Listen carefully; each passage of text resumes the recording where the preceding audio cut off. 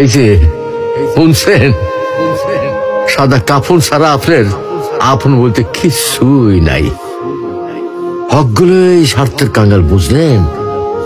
এই স্বার্থ ফুরাই গেলে গা হকগুলি আপনার সাইডে চলে যাবো গা। আর যখন হকগুলি আপনার সাইডে যাইব তখন দেখবেন আপনার এই সাদা কাফনই একমাত্র আপন হয়ে থাকবো। তা বা কয়দিন কন? আহারে জীবন, কিসের লাইগা এত কিছু করতেছি? এরই নাম কি জীবন?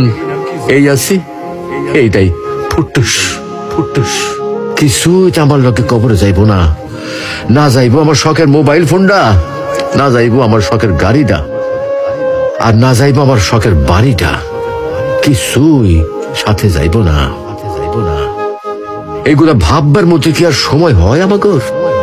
আমরা কত ব্যস্ত, তাই না? আরে জীবন জীবন, আসুন সময় থাকতে ইমানের পরিচর্যা করি, পরকালের পাথেয় গুছাই, পরকালের কথা ভাবি। আল্লাহ আমাদেরকে ইমান চর্চা তৌফিক দান করুন, আমিন।